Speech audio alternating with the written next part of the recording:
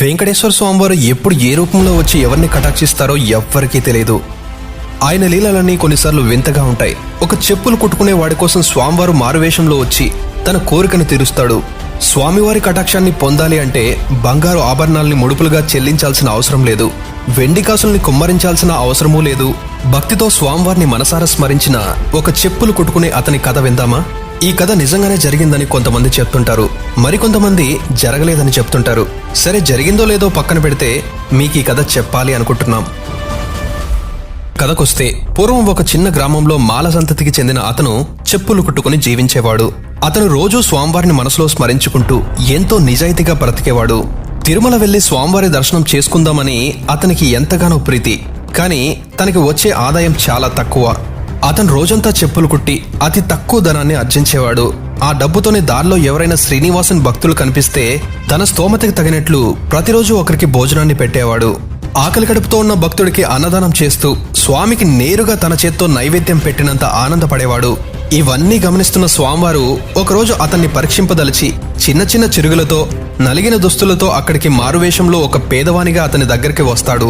తెగిపోయిన తన చెప్పుని, ఆ చెప్పులు కుట్టుకునే మాల అతని దగ్గరికి వెళ్లి తన చెప్పుని కుట్టించుకుంటాడు. తీరా డబ్బులిచ్చేటప్పుడు, నేనొక అంటరాని వాడిని, నీవు చెప్పులు కుట్టిన దానికి నీవు అడిగిన డబ్బులు ఇచ్చే స్థితిలో కూడా నేను లేను అని మారువేషంలో ఉన్న స్వామివారు అంటారు. అయ్యా, నాకు మీ పరిస్థితి అర్థమైంది, మీకు ఎంత ఇవ్వాలి అనిపిస్తే అంతనే ఇవ్వండి అని చెప్పులు కుట్టుకునే అతను బదులిస్తాడు. దాంతో శ్రీనివాసుడు ఒక కాని అంటే పావలాలో 4వ వంతు ఇచ్చి అక్కడి నుంచి వెళ్లిపోతూ ఉంటాడు. అయ్యా, ఒక్క నిమిషం, మీరు ఎక్కడికి వెళ్లాలో తెలియదు, కానీ మీ చేతిలో డబ్బులు లేవని నాకు అర్థమైంది. నేను ప్రతిరోజు ఒక బాటసారికి శ్రీనివాసుని పేరు మీద భోజనం పెడుతుంటా, కాబట్టి మీరు నా ఆతిథ్యం స్వీకరిస్తే నేను మిక్కిలి సంతోషిస్తాను అని అంటాడు. అందుకు సరేనని శ్రీనివాసుడు భోజనానికి ఉపక్రమిస్తాడు. తన దగ్గరున్న భోజనంలో ముందు అతడికి పెట్టి మిగిలింది చెప్పులు కుట్టుకునే అతను పెట్టుకుని తినబోతుంటాడు. అప్పుడే మరో బాటసారి అక్కడికి వచ్చి, బాగా ఆకలిగా ఉంది, తినడానికి ఏదైనా ఉంటే పెట్టరా అని అడుగుతాడు. అందుకు ఆ చెప్పులు కుట్టుకునే అతను లేచి తాను తినాలనుకున్న భోజనాన్ని అతనికి ఇచ్చేస్తాడు. మరి కాసేపట్లో ఇంకో అతను అక్కడికి వచ్చి, చాలా దూరం నుంచి నడుస్తూ వస్తున్నాను, కళ్ళు తిరుగుతున్నాయి, బాగా నీరసంగా దాహంగా ఉంది, కాస్త బొవుంటే పెట్టి పుణ్యం కట్టుకోండయ్యా అని అడుగుతాడు.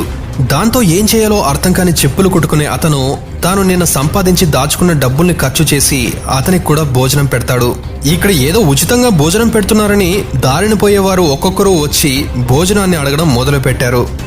ఇక వచ్చిన అతిథులని వెనక్కి పంపించలేక తాను తిరుమలకి వెళ్లాలని దాచిపెట్టుకున్న